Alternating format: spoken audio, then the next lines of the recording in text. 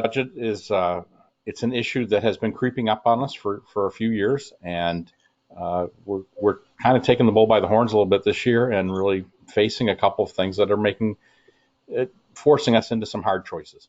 And that's going to generate a lot of discussion, I feel, and a lot of good attendance at both town meeting. And I expect on Monday night we'll also be voting to propose an override of a certain amount that will have to be voted on by the town as well. So that's those are things people care about a lot, and they should care about it a lot. It's their taxes, it's their town, it's their jobs for some of them. I expect them to be passionate and to care and to be involved. Let me ask you this. As I understand it, town meeting wouldn't determine whether or not there'd be a special election for an override. Selectmen would do that? Right. Yeah, that's so an override will be determined. Whether to have an override will be determined by the Board of Selectmen. That is probably our biggest agenda item for next Monday. And we will propose an override election of a certain amount to take place at a certain date and time. One of the reasons that we looked at the larger capacity of the equipment bay at the public safety building is with a thought to having that override take place at the same time as our town election. And if that's the case, again, we'll have more interest than we normally would in the town election, certainly. And we want to make sure we're able to safely handle that turnout and that we're in a place where people feel safe to come out and vote. How much notification needs to be given before you can have a vote on an override? I believe it's 35 days for any election or any election item. So whether it be scheduling the town election or scheduling an override or scheduling any other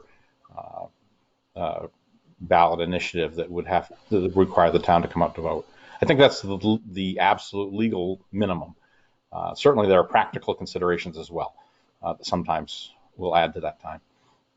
So if selectmen this Monday, May 18th, decide that, yeah, it's important that an override is on the ballot, it would be on the ballot when voters go to the polls on June 29th.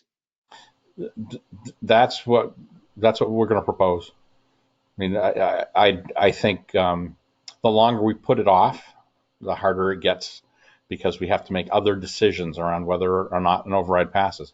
Certainly we're dealing with less complete information today and next week than we'll have from the state and from other sources a month from now or 2 months from now. But at the same time, even though that information's imperfect, the uncertainty around whether or not we have an override to work with or whether we have to take other steps outweighs that.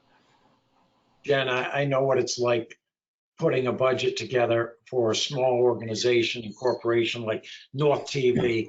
I can't imagine the work that goes into setting a town budget. You not only need to set a budget if there is no override or if an override fails, but then also if one does pass. Right. So we had hoped to have the override election before the town meeting, and the COVID-19 outbreak threw a wrench into that for us. So originally we had hoped that would happen in May, and then the town meeting would be in June. So you're exactly right. If town meeting happens before the election, which it likely will, we will have to present two different budgets, and the town will have to vote on both. We have done that in Plainville before, but it just adds some complexity to an already complex budget, right? Because there's so many unknowns right now in terms of the state aid numbers and things of that nature. But we'll get through it. We'll be okay. We've done it. Plainville's done it before, and we'll do it again.